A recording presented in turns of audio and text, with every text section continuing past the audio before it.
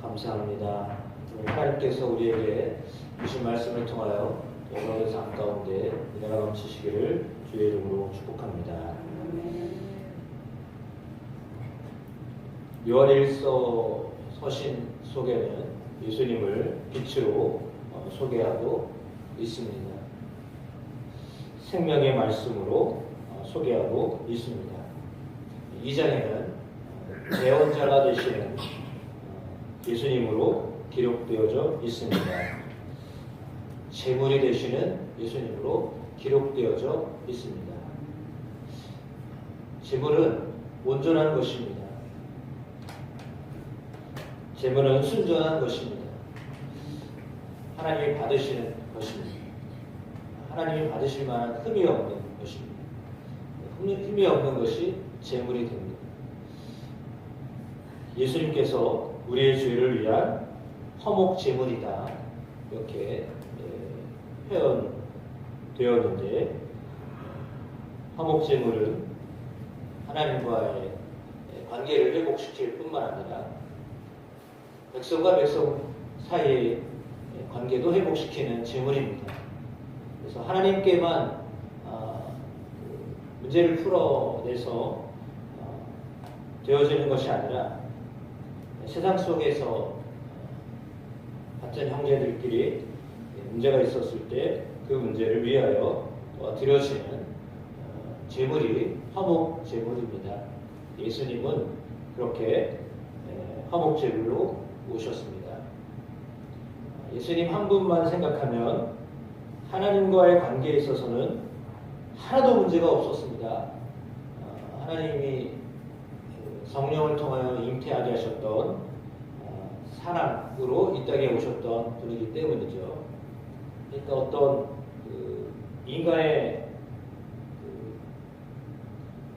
욕망이나 죄된 어떤 부분들이 예수님에게는 없습니다. 그러니까 어둠이라는 것은 예수님에게서 찾아볼 수가 없습니다. 그럼에도 불구하고 예수님이 화목 제물이 되셨다라고 하는 것은 하나님과의 관계가 문제가 생겨서 화목 제물이 되신 것이 아니라 말씀처럼 세상의 죄를 위함이다 라고 하였습니다. 우리만 위할 뿐만 아니라 세상의 죄를 위하여 화목 제물이 되셨다라고 말하고 있습니다. 그러니까 우리랑 온 세상을 볼 때 우리만 위한 것도 대단한 제물로서의 역할을 하신 것인데, 온 세상의 죄를 위하여도 제물이 되셨다라고 말합니다. 그러니까 온 세상이라고 함은 믿지 않는 사람들까지도 포함된 것이라고 보아야 되겠죠. 그러니까 물론 믿는 사람들은 믿음으로 인하여서 죄 문제 해결되지만, 믿지 않는 사람들, 불신자들, 주님 알지 못하는 자들까지도 주님은 그들을 위하여 죽으셨다라는 사실입니다. 다시 말하면 죄가 뭔지도 모르고 사는 사람들을 향하여서도 죄를 위하여 죽으신 분이 예수님이시다라는 말이죠. 자기 허물이 뭔지도 모르고 사는 사람들, 나의 약점과 나의 악함이 무엇인지 알지 못하고 사는 사람들까지도 포함되어진 온 세상의 죄를 담당하려고 오셨던 분이 예수님이시다. 그러니까 죄를 깨닫고 주 앞에 나와서 하나님 백성이 된 사람들 뿐만 아니라 죄를 모르고 사는 사람들까지도 주님은 그들의 죄의 문제를 해결하기 위하여 오셨다. 물론 이제 유대인의 입장에서 보면 유대인뿐만 아니라 이방인까지도 대속하기 위하여 오신 분이 예수님이시다. 그 말을 하고 있는 겁니다.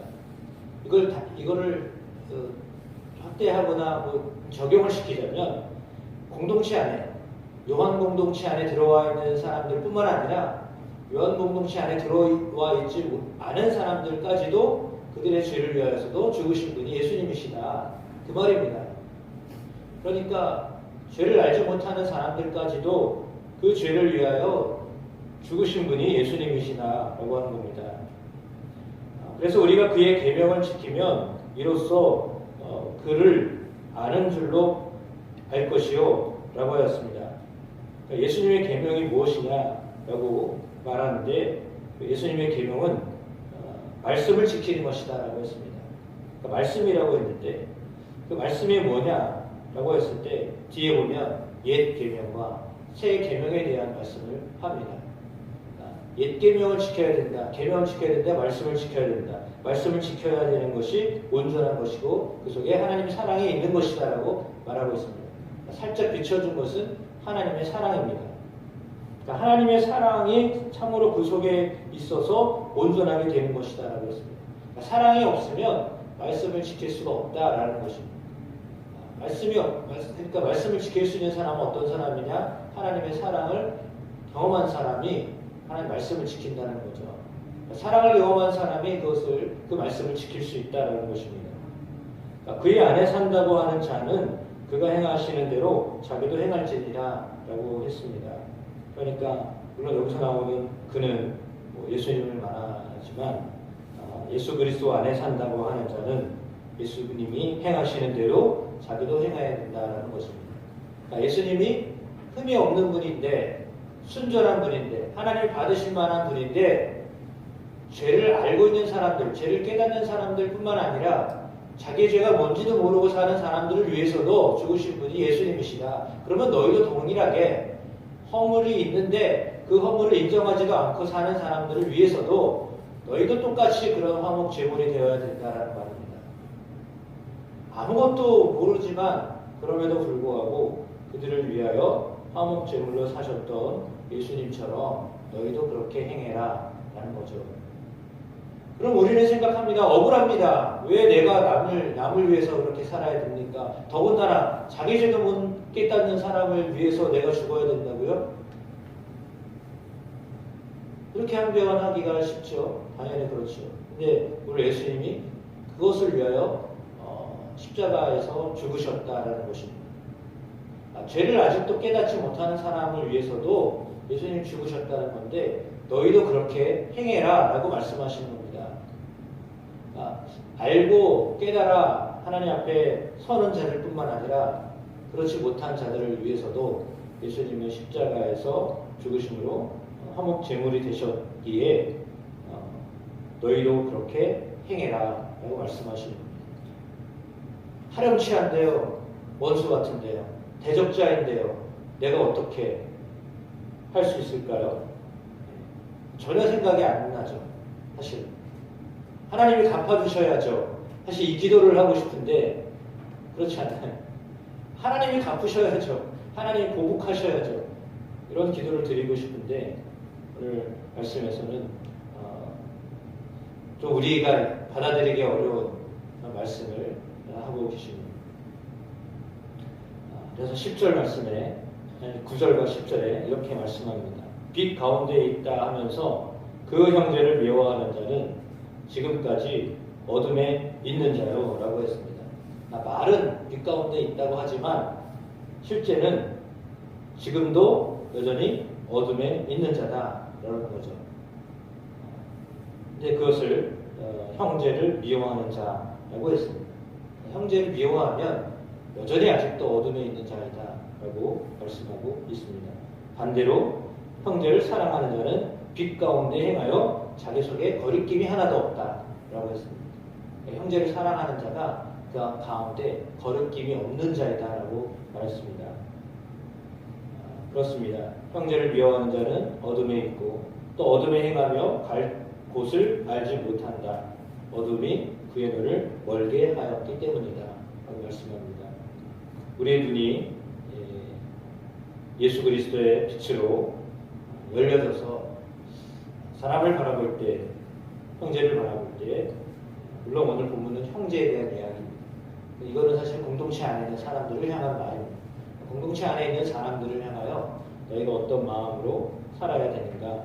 예수님이 그렇게 깨닫지 못한 사람들을 향하여 죽으셨던 것처럼 그들을 위하여 사랑으로, 죽음은 사랑을 가장 강하게 설명한 부분이니까 하나님 그렇게 예수 그리스도를 통하여 사랑하셨기에 우리가 또한 이렇게 사랑함으로 나아가야 된다라고 말씀하고 있습니다. 물론 이 계명을 지키는 것 자체가 매우 힘들고 어려운 계명입니다. 어쩌면 가장 무거운 계명입니다. 그런데 이 계명을 지킬 때 잘 보세요. 이 계명을 지킬 때 하나님과의 관계도 유지된다는 겁니다. 우리는 생각할 때 그렇습니다. 내가 하나님과 관계가 문제가 없는데 무슨 저 사람하고 내가 무슨 그게 하나님과의 관계를 문제 삼아요? 그게 아니라요. 형제를 사랑할 때 온전한 하나님과의 관계가 회복된다는 거예요. 여러분, 우리 안에 형제 사랑이, 이웃 사랑이 안 되면 하나님과의 사랑도 안 된다는 거예요. 근데 우리는 생각할 때 나는 하나님을 사랑하는데 이웃을 좀 이렇게 한다고 해서 그거를 하나님이 어쩌다고. 근데 그게 거리낌이에요. 그 거리낌으로는 하나님 앞에 갈 수가 없는 거예요.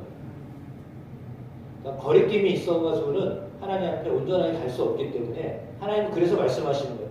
나와의 온전한 관계를 이루기 위하여서라도 너희는 형제를 사랑해야 된다라는 것입니다. 그러니까 궁극적으로는 그겁니다. 하나님과의 온전한 관계를 이루기 위해서라도 이웃과의 관계, 형제와의 관계를 회복해야 된다. 그 말을 하는 겁니다. 그러니까 형제 사랑하지 않고서는 하나님을 사랑할 수 없다는 겁니다. 그러니까 우리는 생각할 때 이거 별개라고 생각하는데 그러나 이게 별개가 아니라 같은 거예요. 그러니까 형제를 온전하게 사랑하지 못한 것은 하나님을 사랑하지 못한 것과 같은 거예요. 왜냐하면 걸림이 있기 때문에. 제 안에도 말할 수 없는 걸림이 있어요. 물론 이 문제는 하나님과의 해결을 됐지만 그래도 내 안에 아직도 걸림돌이 되는 게 있어요. 여러분에게는 없나요? 나는 하나님과의 관계는 풀었다고 생각했어요. 내가 잘못한 것을 내가 알기 때문에 하나님 앞에는 그것으로 인하여 평생 두고 가야 돼요. 근데 풀지 못한 것들이 있거든요. 제 마음에 아직도 해결되지 않은 것들이 있어요. 그건 왜냐하면 이미 지나간 일들이었기 때문에 이거에 어떻게 할 수가 없잖아요. 과거에 이미 지나간 일이에요. 근데 그거 어떻게 돌이킬 수가 없잖아요. 사람도 멀어지고요. 사건도 이미 오래전 일이고요. 이거 어떻게 해결할 수가 없어요. 그래서 그냥 막 넘어가려고 하는데 사실은 마음에 계속 걸려요. 그게 뭔가 새로운 일을 하려면 그게 걸림돌이 돼요. 그래서 속으로 자꾸 이런 자책 같은 게 들어와요. 죄책감 같은 게 들어와요. 야, 너 그거 생각 안 나? 이게 걸림돌이네. 그리고 그게 해결이 안 되니까 하나님 앞에도 그리고 내가 새로운 일들을 시작하려고 할 때도 자꾸 걸림돌이 돼요. 이거 이렇게 해도 될까? 분명히 하나님 앞에서 내가 해결받은 것 같은데 그것만 생각하면 자꾸 다시금 원점으로 돌아가요. 그거 어떻게 해야 되죠? 그러면서 하나님 앞에 계속 기도하는 거예요. 하나님 이렇게 해도 될까요? 근데 너무 이상하고 너무 신기하게도 하나님이 너무 감사한 것은 그 걸림돌이 된 것 때문에 문제가 되는 거는요. 하나님이요. 안 하게 하거나 못하게 하셔요. 이해가 되세요? 그러니까 그게 감사한 거예요. 왜냐하면 그 걸림돌 때문에 걸림돌이 있어가지고 제가 구체적으로 창피해서 말을 못하는데 걸림돌이 돼가지고 그걸 묵과하고도 할 수 있지만 그거를 그냥 묵과하고 하게 되면 더 큰 문제가 생기니까 하나님 그걸 아예 못하게 하시는 거예요. 하지 못하게 하시는 거예요. 그게 은혜예요. 그래서 어쩌면 내가 원하고 계획하는 것들이 있는데 그 원하고 계획하는 것들이 나의 허물이나 이런 것들 때문에 안 되게 됐을 때, 못하게 됐을 때 그게 오히려 하나님 앞에 감사한 거예요. 왜? 더 이상 죄를 짓지 않게 하시기 때문에. 그래서 감사한 거예요. 우리 속에 걸림돌이 있거든요. 근데 그 걸림돌을 해결하지 못하면 앞으로 나아갈 수가 없어요. 새로운 일을 할 수가 없어요. 해보고 싶어도요. 하나님 다 막으셔요. 왜요? 더 큰 죄를 짓게 되기 때문에 그래요.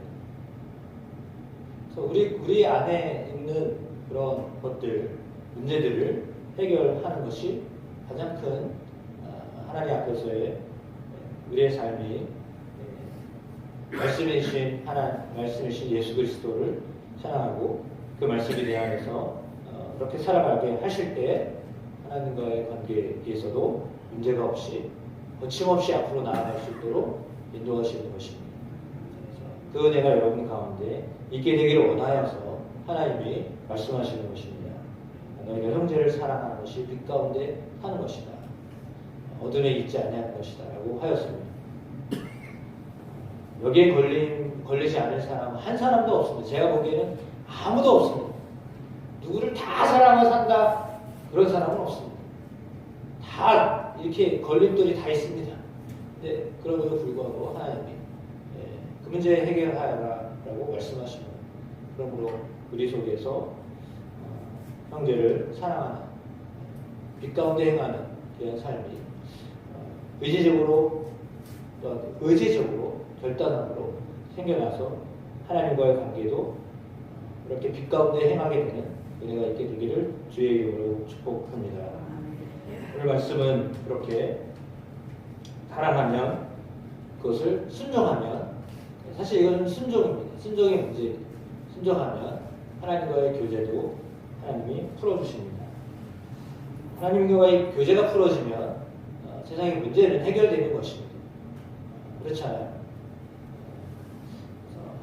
우리가 그 문제를 풀기 위하여 사람과의 관계에 있어서도 풀어내는 은혜들이 있게 되시기를 주의 이름으로 축복합니다.